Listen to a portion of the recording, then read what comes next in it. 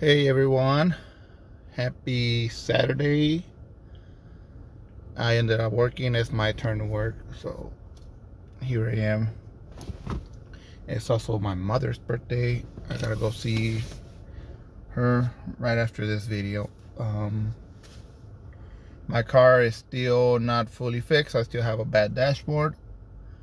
Good news is the cluster, whatever this thing is called, is finally in. So I just gotta find the time to take it in and ride it out without a car. I might ask see if they have a loaner. I always keep forgetting to ask, but yeah, I'm definitely gonna looking forward to getting my car fixed. I'm able to look at my dashboard and see how fast I'm going without using an app. Uh, yeah, and be ready to pony up another, I don't know, $400 or $500. Unfortunate. Anyways, I wanted to kind of share my thoughts on one aspect of this homeless man, John Neely, I believe, it was in New York. He got choked to death, rear naked, whole choke by a Marine guy, and the F train they call it in New York. And just a one little, like I said, I'm not gonna speak on the whole topic because I kind of murky on some of the details. But there's one part where they just kind of has my attention, and I want to share a thought I have on that part. But it's around um, Tim Pool. Obviously, he claims he's on the left, or I don't know what the fuck that guy claims anymore. But he tries to sell himself as reasonable left or classical liberal or some bullshit. He's kind of like riding the Dave Rubin train. This kind of probably end him up in the conservative side sooner or later. He's got to drop the facade. Sooner or later it's gonna happen. But in the meantime, he claims to be he's like on the left of something, and he's quote tweeting AOC because AOC she's anyways. Tim was on the side of the guy that did the choking and killed the black homeless man, who, by the way, it seems like he had a terrible background story. I think his mom was murdered by her boyfriend or something, and he had to and I think the boyfriend had to defend himself, or he chose to be his own attorney in court. So when it was time to question witnesses and whatever, he was one of the witnesses, I guess, or yeah. So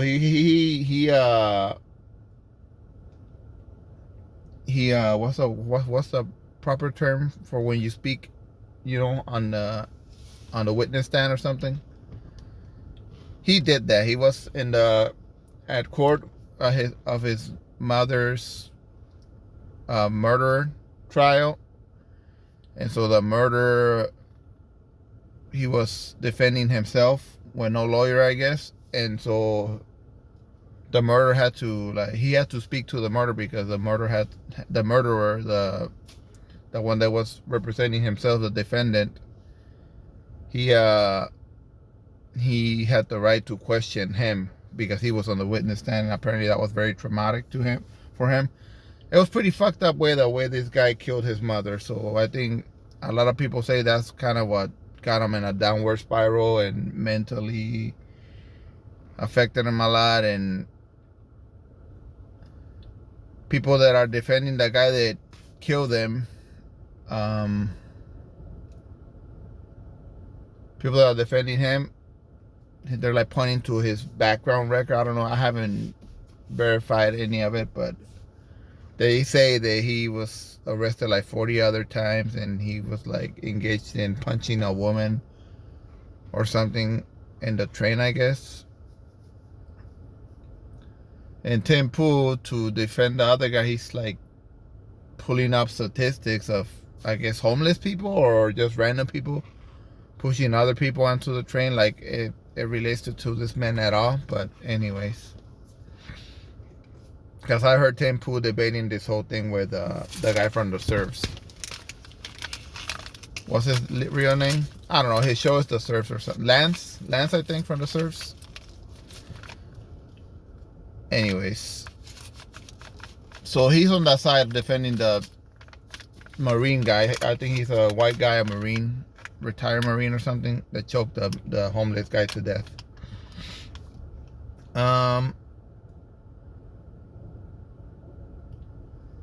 So AOC, she's speaking out on behalf of Jordan Neely, saying that there should be a prosecution or an investigation or something.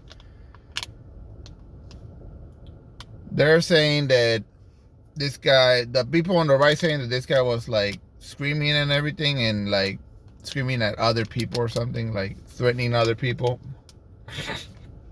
And I keep hearing the opposite, that he was just like frustrated, screaming like, what was, I can't remember. I'm not gonna try to give you the exact quote verbatim, but he said something to the extent that I don't care if I get arrested anymore or anything like that. I don't care if I get killed or arrested. I know he definitely said, I don't care if I get arrested. I don't care if I go to prison or something. And apparently he, in frustration, when he walked into the train, obviously being very, very loud, saying he had no water, no food, and he didn't care if he goes to prison. And apparently he took off his coat and tossed it. But apparently, with some saying that the witness said there was a guy that recorded him, because apparently there's recording of him getting choked out. But the guy that was doing the recording was saying that he didn't. He said those words, but nobody specified if he said this like to anyone in particular, like trying to hurt somebody. That's unclear. Or yeah, apparently.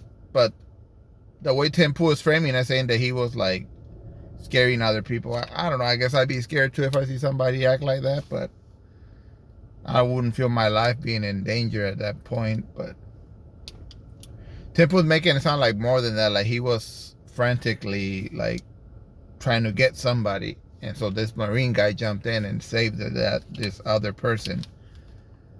And people on the left generally saying that they're saying that wasn't the case. He was just having an episode, I guess. I mean, I'd be in a tough situation too if I were in his shoes, without a roof and no job, I guess, and no food or water, and dealing with my mom's death. Yeah, I don't envy that position. But the whole rear naked choke thing is, they're saying, I can't remember what Tim Pool said exactly. I think he was trying to imply that the choking didn't kill the guy or something like that. And he was saying that it wasn't that long or something. And I heard that this guy that did the choking, he choked him and held on to his neck in a choke position for like 15 minutes. And that's the part that I keep thinking about, because listen, I'm no MMA expert, but I have seen MMA matches, and I have seen people get choked out, and they lose a match. Nobody dies, but I do see the referee when he's choked, when one person's getting choked, and with a rear naked choke hold. If the guy isn't tapping or anything, like if the referee's not sure that this guy is even conscious anymore, they normally lift the fighter's arm, like lift it up, and they let it go and see what the fighter reacts. The guy being choked, see how he reacts. And if the arm is up and he just drops like that, the referee is going to assume, I guess, that this dude is unconscious, so he like let him go. You win the fight, whatever. He's unconscious, so he loses, whatever. But they do that obviously so this guy doesn't get choked to death. I don't know if they're still conscious. I don't know if the fighter's supposed to like raise the thumb up or do something with his hand. But I seen that. The most memorable rear naked choke is that I saw in a match is when Misha Tate got in a fight with when she faced off against the preacher's daughter, Holly Holmes. If you don't follow MMA, those are the names. You can probably find that part where, you know, Holly Holmes, she was a champion. She was holding the title belt. Misha Tate was a challenger. You know, the MMA fight goes down, and I think it was maybe round 3 or something, or 4. I don't know. It was at least round 3. It was a good fight up to that point. I think Holly Holm was winning. I think she was the favorite to win. But at one point, Misha Tate is able to get a rear naked choke on Holly Holmes, and yeah, she got a good, she connected her arms good and all that. However, you're supposed to hold this person. Holly Holm is trying to get out of it. Like, she's a fighter, like literally a fighter at heart, and she did not want to tap out. So she was trying to get out of it. Like, she was like moving her arms in this kind of motion, and out of nowhere, like they were like sideways, and Misha Tate has her neck. Holly Holmes is like this, and then just suddenly, boom, like her arms shut down. And I immediately thought, oh shit, we have a new champion. And of course, Misha Tate let go. The referee told her it's over. Anyways, I make that point because as soon as they go numb or they go, their arms go limp when they're pretty much unconscious, the other fighter lets go. I don't know. I guess it takes a couple minutes for the fighter for the brain to get blood flow again and oxygen, and they recovered, and it's like rebooting to me. To me, it looks like they're rebooting. Like, sometimes they're shaking from being choked out, but they recover and they live to fight another day. If that's what happened with this gentleman here, obviously this Marine guy had a good he knew how to choke people out, and obviously he did an effective choke on this guy. I watched these fighters, they get choked out like that. It's like within 30 seconds, a minute, and they go. If the guy doing the choking has a good has his arms, his hands well grasped and just squeezing the air out of this guy's neck, like blocking the airway. 30 seconds. I'm kind of assuming there's not a long time where they go numb and they they go unconscious and it's over.